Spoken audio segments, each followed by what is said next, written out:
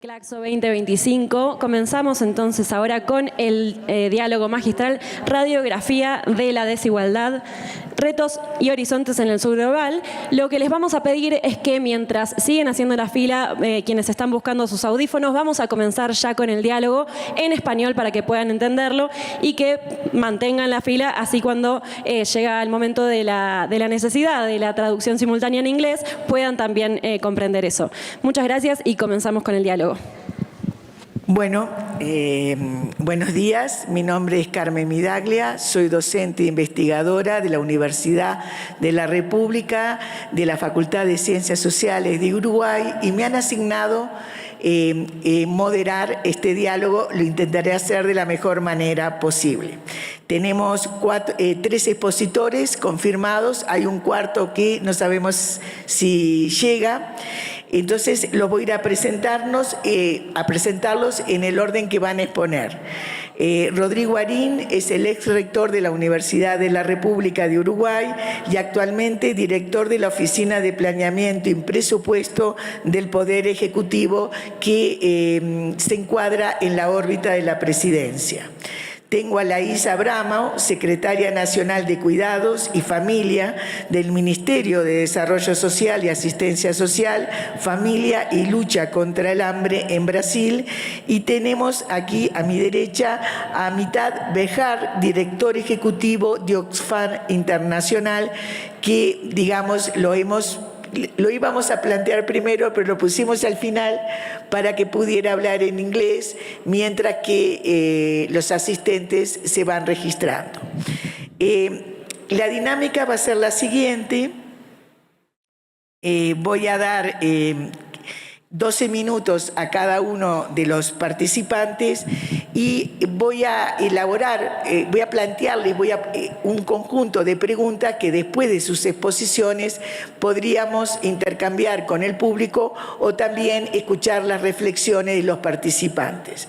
La primera de ellos es que si las políticas públicas de combate a la pobreza, que ya sabemos que son diferentes a las que combaten la desigualdad, podrían tener un paquete combinado con sus diferencias para poder combatir las extendidas situaciones de vulnerabilidad que hay en América Latina.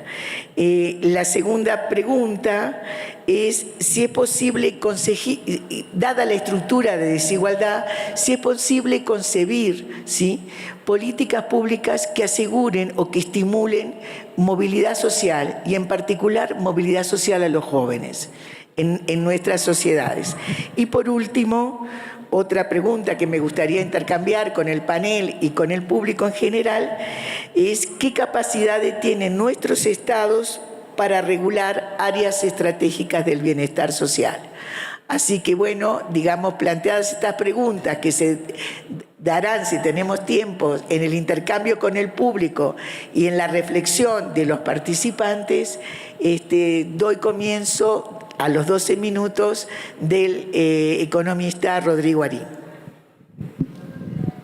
Gracias, Carmen. Antes que nada, quiero agradecer a Claxo la oportunidad de participar en este diálogo y hacerlo en un rol distinto al que estoy acostumbrado, que era desde el mundo más universitario. Hoy parado desde el Poder Ejecutivo de Uruguay, que asumió funciones el 1 de marzo. Por tanto, hablábamos con Carmen al comienzo, en algún sentido cada uno de nosotros preparó brevemente una intervención que tiene que ver con pensar las desigualdades en nuestra región, en el sur global, los retos y los desafíos propios de esta agenda de política para nuestra región. A mí me gustaría comenzar con un elemento que entiendo que son de los principales desafíos que hoy emergen cuando pensamos las desigualdades y discutimos sobre las desigualdades en el sur global, pero también a escala global. Hay un actor político muy importante de la región que ha afirmado rotundamente que la justicia social es una perversión. O sea, ubicar en el plano de la perversión la discusión de cualquier política tendiente a mejorar los estándares de justicia social y que ese discurso sea aceptado en el ámbito de lo político, ¿sí?, es una novedad. Una novedad que, por supuesto, fue germinando a lo largo de los últimos años, pero es una novedad desde el punto de vista de cómo condiciona también las discusiones sobre aspectos centrales de la pertinencia de las políticas públicas.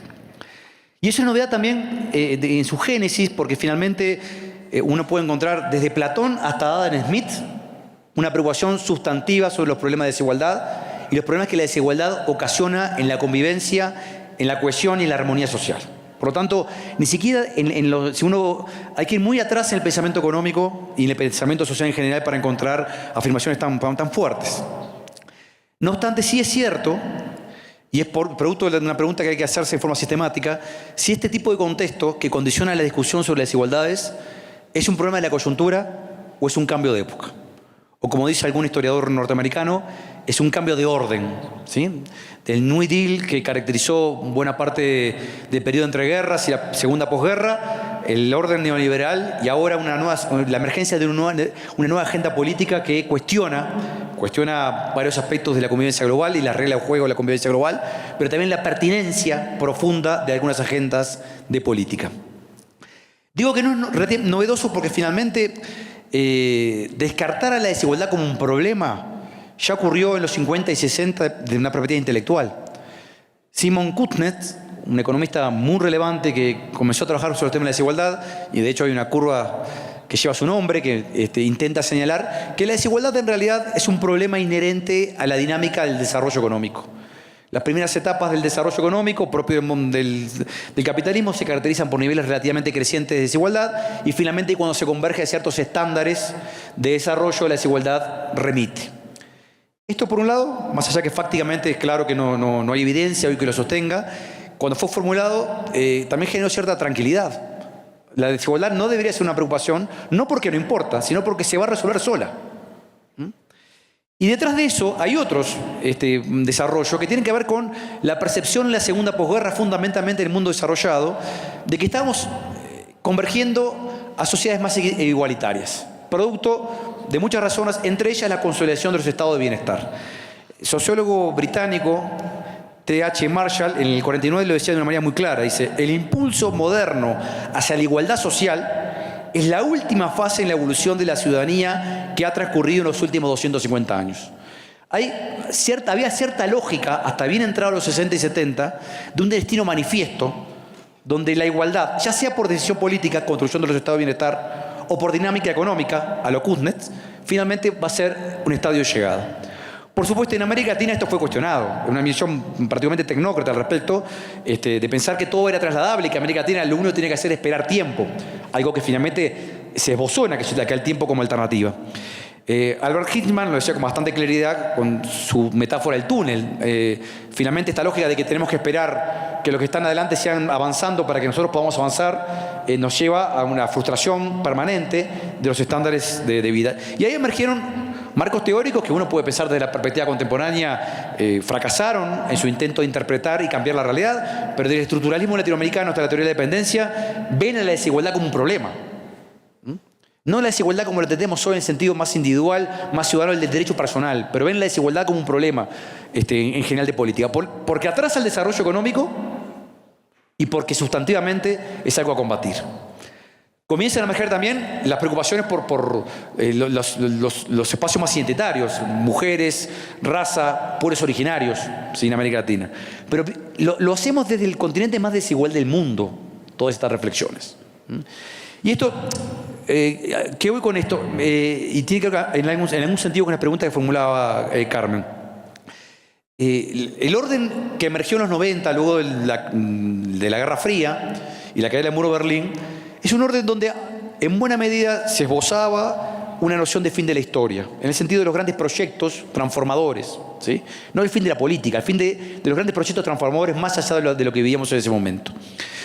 Y lo que sucede es que en el siglo XXI, en particular en América Latina, la emergencia de ciertas preocupaciones sobre la desigualdad, también la literatura académica, ¿no? En economía, donde yo vengo, hablo en Claxo, donde la mayor parte no son economistas y donde la desigualdad siempre importó mucho más que en la economía, ¿sí? Pero en la economía, de donde yo vengo, claramente, en el mainstream económico comenzó a ser mucho más importante en la mitad de los 90 y a reconocerse como un problema sustantivo de política, ¿sí? Entonces, esto lo señalo porque en realidad las desigualdades vuelven a ocupar un espacio importante en los 90 en la academia, vuelven a ocupar cierto espacio de relevancia en la política, en América Latina, en buena parte del siglo XXI, las primeras 2 décadas del siglo XXI, vuelven a incorporarse ciertas dimensiones nuevas que tiene que ver con reconocer explícitamente las circunstancias de grupos sociales excluidos históricamente, pero no hay discurso genérico sobre el problema de la desigualdad. Y esto tiene que ver con las políticas que se instrumentan, valiosas, pero están mucho más centradas en la pobreza absoluta que en la desigualdad como un problema societal y de convivencia que condiciona las condiciones en que vivimos y las condiciones de movilidad futura de las personas. Sí. Buena parte del set de políticas que se desarrollan en los últimos 20, 30 años tienen que ver con esta lógica de priorizar el combate de la pobreza absoluta y no tanto de pensar los problemas de la desigualdad. Por razones instrumentales también, esto es un error, entre otras cosas porque la elasticidad ingreso de la pobreza es mucho menor cuando la desigualdad más alta, ¿sí? Pero también por razones sustantivas, porque finalmente la desigualdad es un objetivo de política desde tiempos inmemoriales para muchos y es un objetivo válido de política desde el punto de vista ético como objetivo más en general. Ahora, yo quiero llamar la atención sobre una realidad también al respecto. En este nuevo orden un poco particular en que vivimos y no sabemos si son coyunturas o es más permanente, en el norte global sí han emergido algunas posiciones y posicionamientos que intentan comprender los problemas de cohesión social y los problemas de desigualdad que no se resolvieron desde mitad de los 90 hasta las fechas actuales. Desde la economía, que el caso más claro es Tomás Piketty, pero hay varios autores que intentan esbozar desde distintas áreas marcos de política que buscan transformar y volver a poner la desigualdad en el campo central de la discusión, ¿sí? Minoritarios todavía sí, pero relevantes. De hecho, buena parte de la socialdemocracia europea comienza a cuestionarse sus marcos de acción en los últimos años, producto también de estas reflexiones. Y esto tiene que ver también con algunos temas. ¿Por qué la desigualdad importa tanto? Voy a citar a un economista escocés, Angus Deaton, Premio Nobel de Economía 2015, cuando él dice, combatiendo la idea de que la desigualdad no importa, él dice, cuando la desigualdad es la sierva del progreso, cometemos un serio error si solo observamos el progreso promedio o peor aún, solo el progreso entre los que son exitosos, cosa que habitualmente hacemos en economía. No podemos describir el descubrimiento del nuevo mundo solo por lo que sucedió en el viejo mundo, ¿sí? Finalmente, la desigualdad, cuando el desarrollo tiene aparejado procesos de desigualdad, hay que atenderlos del lado de las políticas. ¿Qué podemos hacer? Yo creo que acá tenemos todavía en estos aspectos, desde las ciencias sociales en América Latina, cierto grado estamos entumecidos en este plano, ¿sí? No porque no estemos pensando estos problemas, lo estamos pensando en el plano educativo, de la movilidad, de la segregación, ¿sí? De los sistemas educativos, de los sistemas de acceso a ciertos mercados de capitales, de crédito, pero no hemos reflexionado sobre las implicancias que puede tener un nuevo orden con las características que tiene, con la jerarquía intelectual que comienza a tener y la aceptación intelectual que comienza a tener la negación de la desigualdad como un problema, ¿sí? Con una visión desde las ciencias sociales, de esa noción de ciencias sociales de pensamiento crítico, yo en esto suelo ser bastante escéptico a hablar de pensamiento crítico en general, pero sí de la noción de cuestionar nuestros modelos de pensamiento para volver a incorporar la desigualdad como un problema sustantivo de nuestra realidad. Lo digo ahora desde un cargo que me obliga a pensar la coyuntura económica todos los días, pero también con la vocación y la percepción de que si no logramos superar en este plano un pensamiento que combine democracia, o sea, libertad, en el sentido del intercambio intelectual, el intercambio político más en general, reivindicación de la igualdad de la igualdad en el sentido no plena, ¿no? Sino igualdad en el sentido de Amartya Sen, de reconocer la importancia de ubicar las capacidades de las personas como un elemento central en la constitución de las políticas y la igualdad en ese plano como un elemento central. Creo que vamos a tener dificultades para no caer en políticas reactivas que miren solamente algún aspecto muy concreto y en algunos casos muy chocante de desigualdades, ¿sí? Y ahí hace falta reflexión académica y hace falta también cierta audacia política. Siento consciente que estamos en algún sentido huérfanos, no de un marco, no creo que sea un marco solo, de marcos generales de pensamiento y de elaboración teórica que vayan en esta dirección. Hay buenas noticias. Desde el mundo académico y universitario sí hay una incorporación de la desigualdad como un problema sustantivo para pensar políticas en los últimos 20, 30 años. Por razones que habría que explicitar y discutir, no siempre han trascendido en esa agenda política de manera adecuada. Muchas gracias. Gracias. Gracias, Rodrigo Arín, y excelente con el tiempo, ¿no? Bueno, ahora pasamos a la IS, pero tenemos que esperar que nos cronometren el tiempo. No, regálame los 30. Sí. Bueno, entonces los 30 segundos. Bueno, vamos. Muchas gracias, Rodrigo. Y estoy muy de acuerdo con todo lo que tú dijiste. Voy a tratar, o sea, Carmen hizo 3 preguntas. Yo diría a todas que sí, que es posible.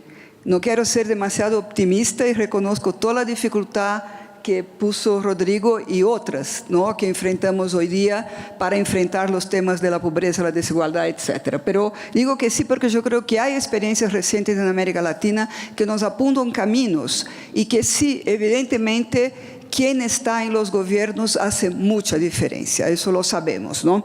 Pero quería empezar por el tema de la pobreza y la desigualdad. Yo creo, o sea, los datos, ¿no?, nos muestran que en el mejor periodo en términos de indicadores socioeconómicos en América Latina reciente, que fue el periodo entre comienzos de los años 2000 y 2014, hubo un proceso muy importante de reducción de pobreza, de extrema pobreza y también de reducción de desigualdad. En términos promedios, no quiere decir que en todos los países de la misma forma, pero los hubo, ¿no? Y ahí, hablando del caso de Brasil, o sea, hubo una reducción del índice de Gini, ¿no?, que es un indicador, de muchos que necesitamos para medir desigualdad. Pero eso yo creo que en el caso de Brasil estuvo relacionado a 4 temas. La magnitud, la robustez de los programas de combate a la pobreza, que afectando a la base de la sociedad tuvieron un efecto redistributivo, ¿no? Las políticas de valorización del salario mínimo y del empleo formal, de la capacidad de generación de empleo formal, la construcción y fortalecimiento de los sistemas públicos de salud y protección social y el tema de las acciones afirmativas. Bueno, volviendo al campo más teórico y académico, yo creo que pensar la desigualdad, o sea, para enfrentar el reto que hay en América Latina de la persistencia de la desigualdad, incluso en periodos de crecimiento económico y reducción de la pobreza, tenemos que ir más allá en la caracterización de esa desigualdad. El tema de la desigualdad de ingreso es clave, la desigualdad pero no es el único. Está la desigualdad de propiedad y aquí yo quería retomar un concepto formulado por CEPAL el año 2016 de la matriz de la desigualdad social en América Latina, que trataba de identificar cuáles son los ejes que estructuran la desigualdad que la reproducen. Y llegamos, ahí me puse en primera persona porque yo estaba en ese proceso, en ese momento en CEPAL, a definición de 5 ejes. Las desigualdades de ingreso y propiedad, ¿no?, la desigualdad de género, las desigualdades étnico-raciales, las desigualdades por el ciclo de vida y las desigualdades territoriales. O sea, cada una de esas vectores son estructurantes en los padrones que caracterizan la sociedad y la economía y además de ellas por sí solo, esas desigualdades se entrecruzan, se potencian y se encadenan a lo largo del ciclo de vida. Ahí viene la noción de interseccionalidad, que es una noción que crecientemente está siendo incorporada en los estudios y en la investigación académica en América Latina. Bueno, y ahí yo quería detenerme en uno de los ejes de esa desigualdad, que es la desigualdad étnico-racial, que yo creo que es insuficientemente considerada. En América Latina, por debajo, 1 de cada 3 personas o es afrodescendiente o es indígena. Y yo digo 1 de cada, por lo menos porque todavía los instrumentos de medición, como los censos de población, las encuestas de hogares, incorporaron insuficientemente la autoidentificación étnico-racial, ¿no? Y ahí, y eso es todavía, sabemos que la invisibilidad estadística es una forma muy severa de discriminación, porque lo que no se cuenta no existe, y no existe para la política pública, para las estrategias de desarrollo. Entonces aquí hay una tarea pendiente, a pesar de avances importantes que fueron realizados. ¿no? Y la otra cosa es cómo incorporar ese tema en la política pública. Yo también ahora hablo desde ese lugar, ¿no? De estar en el gobierno, entonces pensando en la política pública, y creo que aquí hay un concepto muy importante que es la idea del universalismo progresivo y sensible a las diferencias. Nosotros queremos políticas universales porque queremos que los derechos alcancen el conjunto de la sociedad, en especial los que más sufren la ausencia de derechos. Pero eso no será posible si al mismo tiempo no se hagan acciones decididas para enfrentar las barreras de acceso que diversos grupos de la población tienen justamente a los servicios, aun cuando son universales. Estamos hablando acá de Brasil, de Uruguay, que son países que tienen, o sea, por lo menos durante muchos tiempo tuvieron esa vocación de construcción de políticas públicas universales entre otros países de América Latina, ¿no? Pero si tú no tienes, aunque tú tengas una escuela pública, aunque tú tienes una salud pública, si no hay acciones para disminuir esas barreras de acceso, ellas no van a ser nunca totalmente universales. Y aquí yo quería traer un ejemplo, cuando tú preguntas si los estados, ¿qué pueden hacer para el tema de la movilidad social?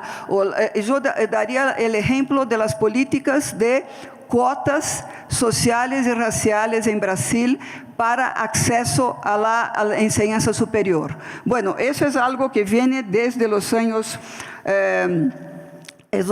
90 como reivindicación de los movimientos afrodescendientes, empiezan a ser incorporados por diversas universidades y se transforman en ley el año 2012, que es justamente tener cuotas, o sea, una acción afirmativa para las personas que vienen de las clases populares y en ese interior personas afrodescendentes, indígenas y con discapacidad. Los resultados son muy efectivos. Voy a dar solamente un dato. Entre 2001 y 2020, el porcentaje de estudiantes afrodescendentes indígenas en la enseñanza superior pública aumentó de un 31,3% a un 52,4%. O sea, hoy día son mayoría en la mayoría de la universidad pública. Mientras el porcentaje de personas blancas bajó de 88,5 a 47,6%.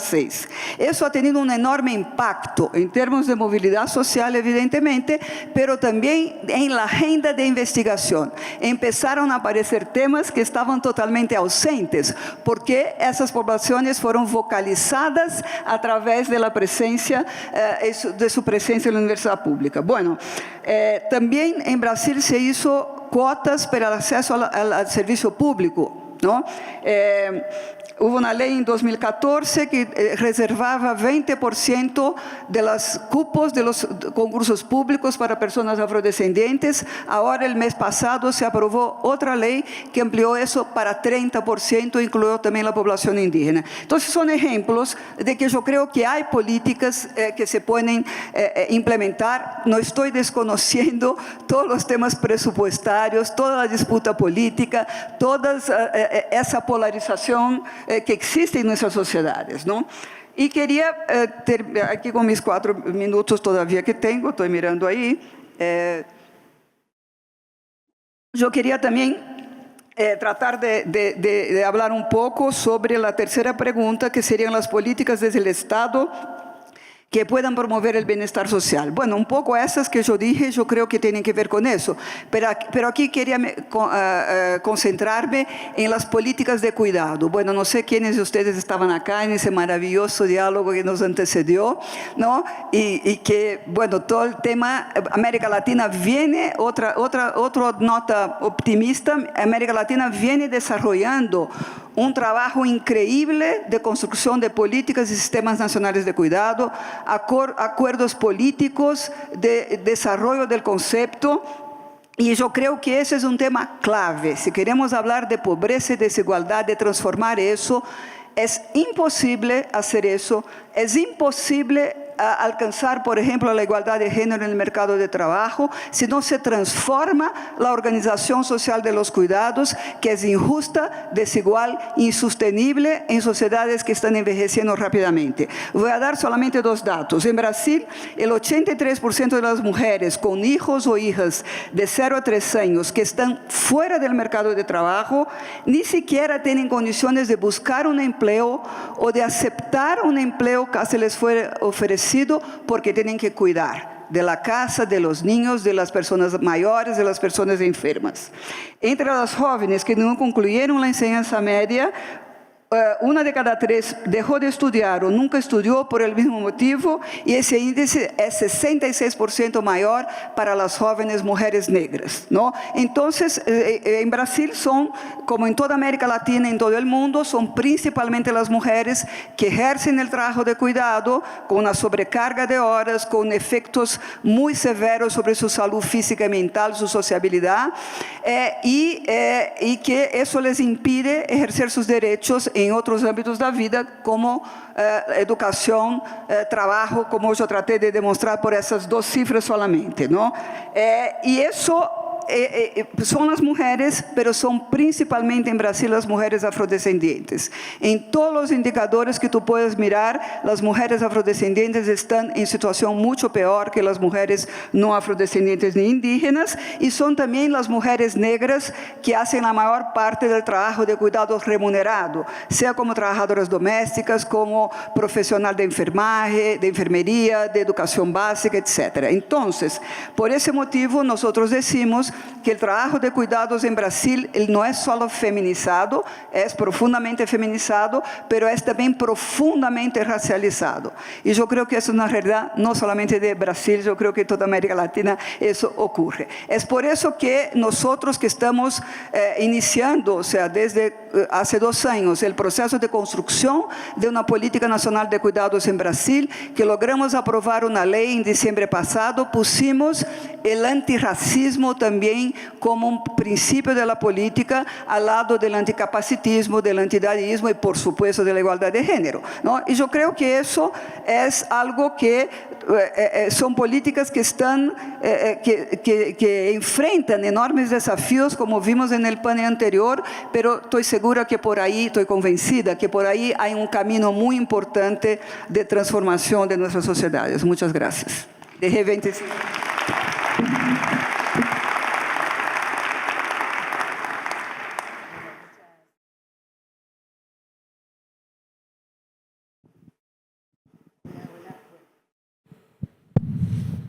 Hola, hola. Sí. Muchas gracias, Laís. Todo el mundo cumplió perfectamente.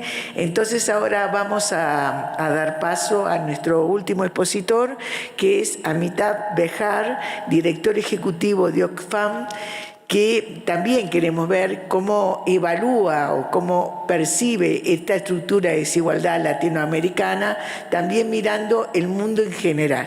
Así que damos paso a tu exposición.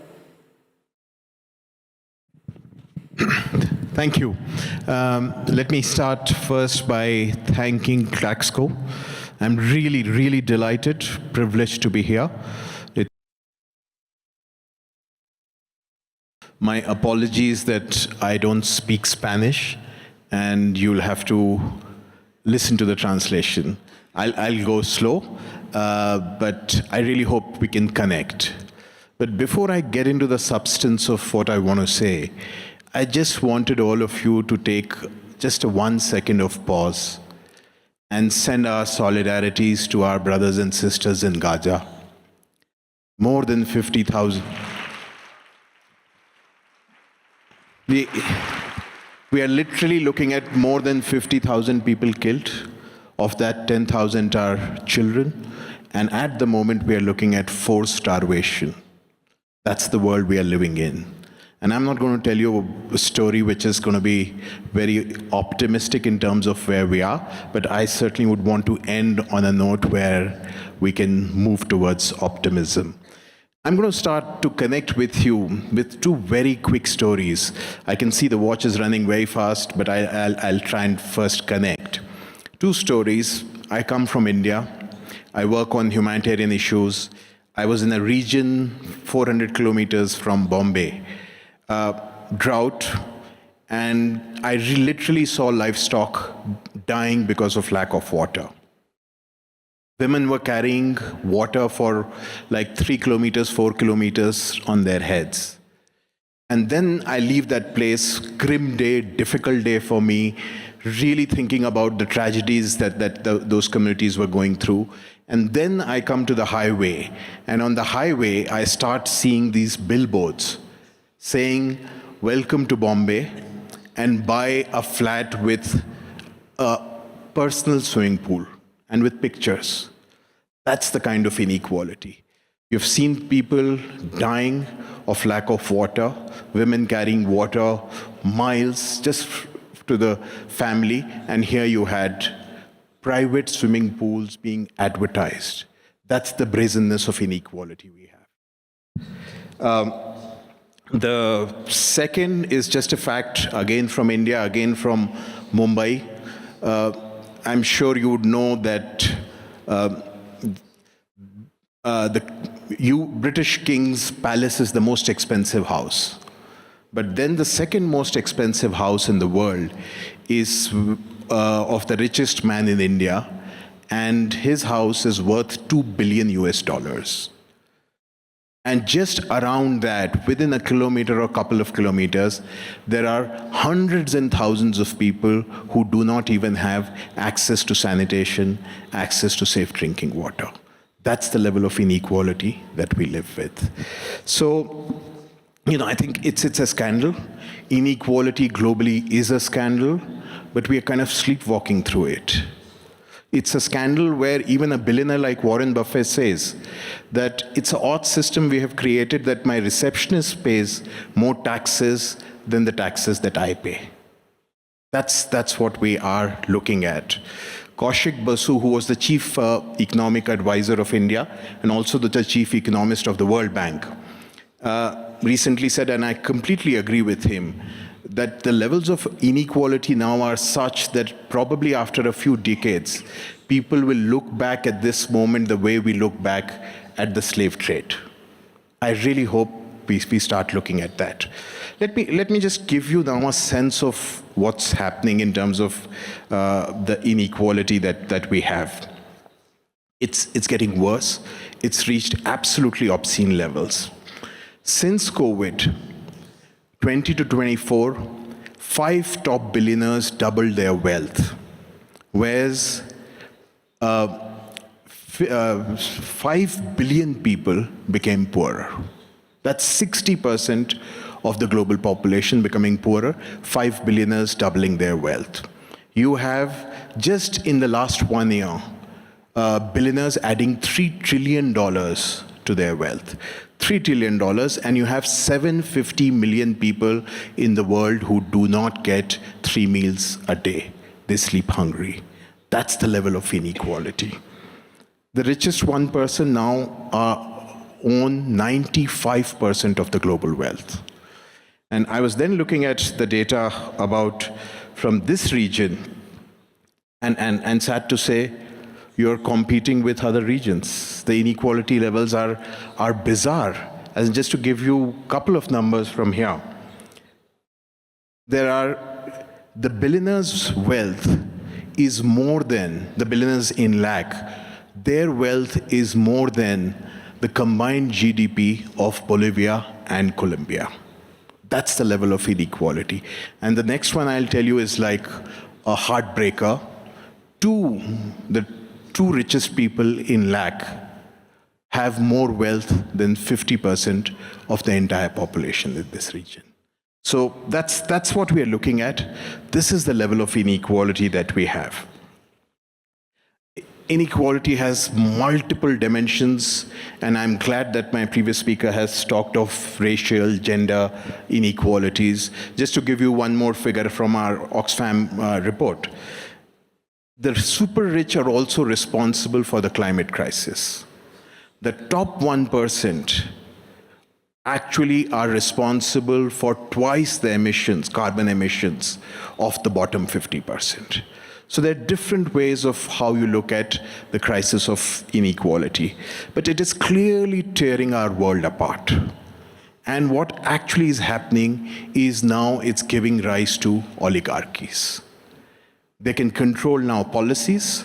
They change policies which are favorable to them. You're seeing cronyism happening. And what better example do you find now of oligarchies where you have a billionaire president backed by the richest man in the world? I'm glad that they have finally had a fight, but that's what you were seeing. That was pretty much the jewel in the crown of global oligarchies. And on the other hand, what you're seeing in the last few decades, last few years, is that now again the wealth, the inequality between the rich and poor countries is growing. And it's happening through different ways. There are almost 90% countries in the global south have had to cut social spending. And very often social spending is a primary driver of an equal society. That's what you're looking at. Countries in debt are now almost paying 43% of their budgets essentially as debt repayment.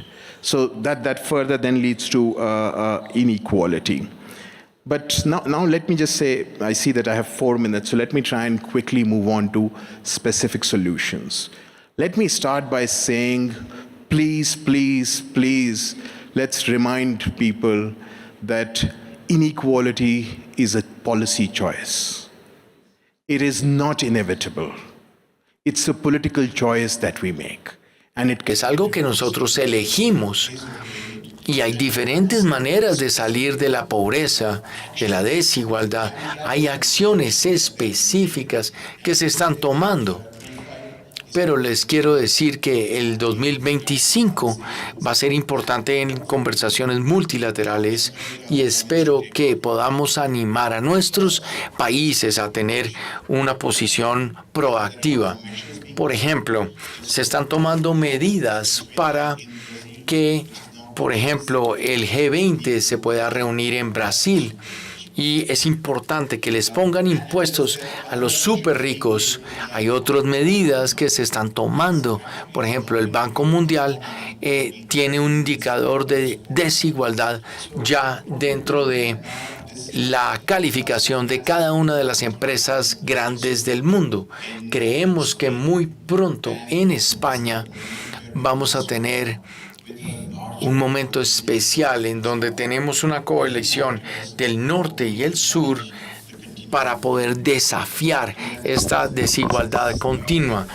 Y lo que necesitamos que trabajar es, primero, como dijimos, impuestos para los súper ricos. Segundo, apoyar la Convención de Impuestos de las Naciones Unidas. Tercero, transformar la arquitectura de la deuda. Cuarto, asegurarnos a la ODA, que es un convenio que nos permite equilibrar el tema.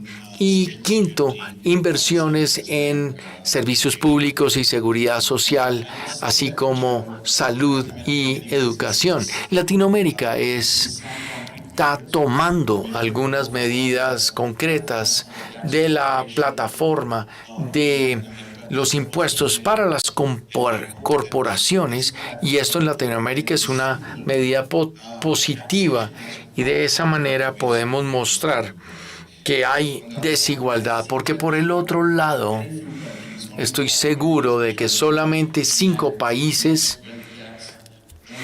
están poniéndole impuestos a las propiedades y el capital, pero solamente 5 países de Latinoamérica están poniendo impuestos a las herencias. Uno de ellos es Colombia. En estas medidas específicas yo realmente creo que necesitamos más imaginación y necesitamos unirnos, porque este liberalismo es eso que dice que no hay alternativa. Eso tiene que ser desmantelado y nosotros tenemos que erradicarlo para poder tener una sociedad mucho más unida, mucho más equilibrada. Creo que las acciones están ahí y espero que todas estas conversaciones, que los académicos, que los activistas, particularmente en las ciudades latinoamericanas, se unan con todos los del mundo para desafiar la desigualdad que podemos ver.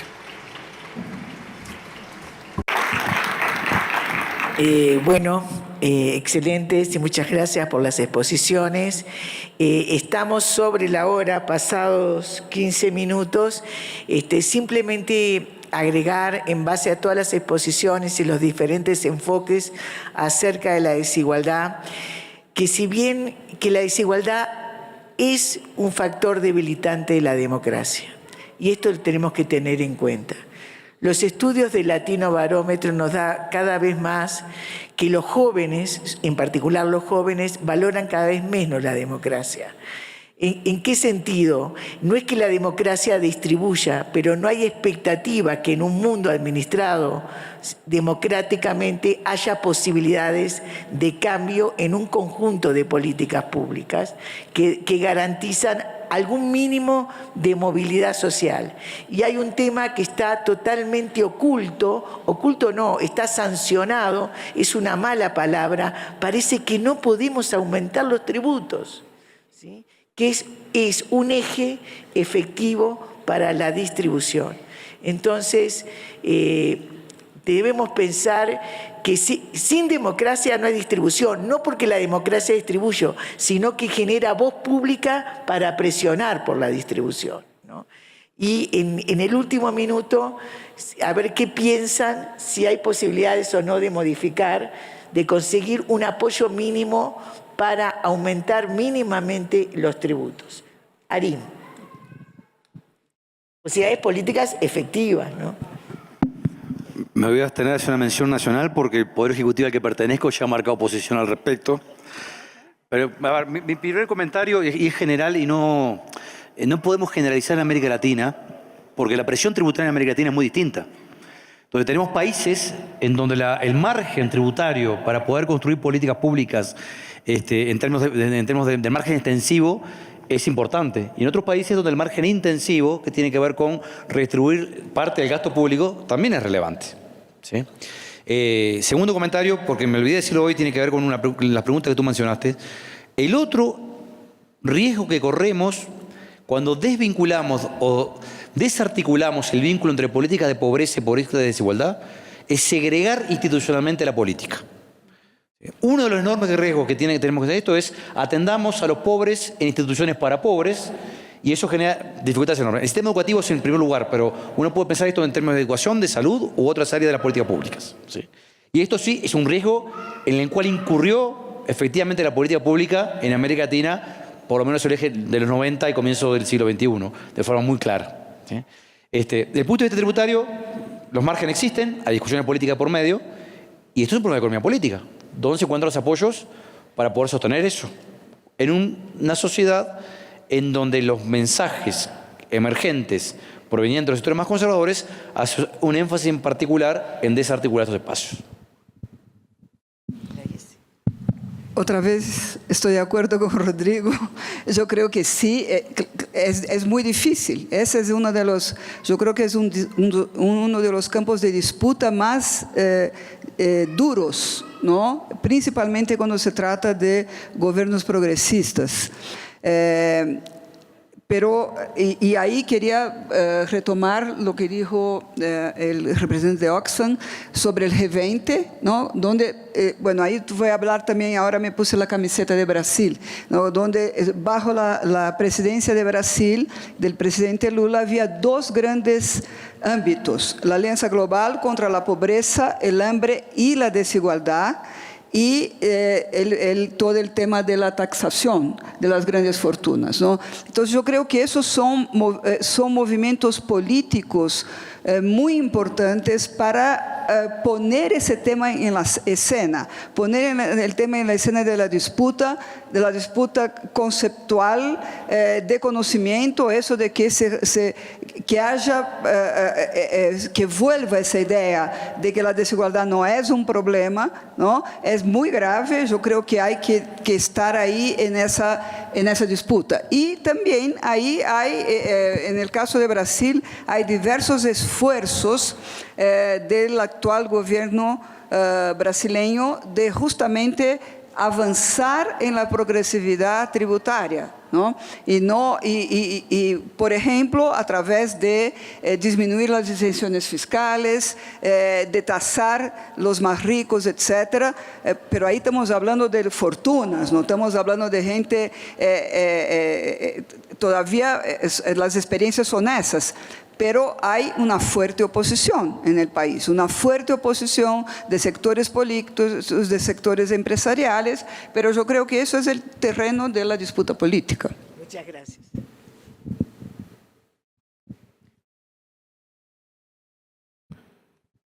Thank you. Gracias. Permítame empezar una vez más diciendo lo que dije. Quiero empezar diciendo son una señal de fracaso político y no de éxito. Y esto es algo que se ha reconocido por muchos. No es que sí, políticamente va a ser un desafío, pero ustedes ven muchos momentos de coyuntura. Vengo directamente de la cumbre de sostenibilidad y ahí firmé un acuerdo con el gobierno de Alemania, el gobierno de Sierra Leona, Noruega, y firmamos, esto ahora se llama la Coalición Global contra la Inequidad. Así que hay un compromiso político muy claro. Brasil mencionó ese compromiso en 2020. Estamos en consultas con Sudáfrica. Es una buena secuenciación. Sudáfrica quiere llevar eso adelante. Así que hay diferentes gobiernos que están dispuestos a tomar los pasos de valentía necesarios. Luego diría, incluso ese cambio de escenario de los gobiernos, trabajamos cercanamente con un grupo llamado Milenarios Patrióticos y en enero se firmó ese acuerdo. Ya estamos en ese foro económico mundial donde los milenarios patrióticos, alrededor de 500 millonarios y billonarios, y ellos están diciendo que sí debemos recibir más impuestos. Hay diferentes cosas que están pasando y permítame terminar con tu comentario de conclusión sobre qué está haciéndole la inequidad a las democracias. Incluso la inequidad está llevando a unas problemáticas políticas y sociales. Si tenemos tensiones, a lo que yo diría, un sueño romántico pero tan importante en esa era post-Segunda Guerra Mundial que en esta Declaración de Derechos Humanos. Si necesitamos trabajar hacia eso, nuestro liderazgo tiene que ser decisivo e involucrado en la lucha contra la inequidad y falta de equidad. Damos por finalizada el diálogo. Muchas gracias a los participantes y a ustedes por estar acá en este horario. Así que estamos cerrando este diálogo magistral. Muchas gracias por participar. Muchas gracias a todas y todos por quedarse al diálogo. A continuación vamos a seguir en breve con el diálogo Políticas hacia la Igualdad de Género, Justicia y Cambio Social. Les pedimos a las participantes y a la moderadora, si están por aquí, que ya vayan acercándose. Y obviamente invitadas, invitados, invitades a quedarse todos al diálogo. Y si pueden acercarse un poco, así nos vemos un poco más las caras, siempre es bienvenido.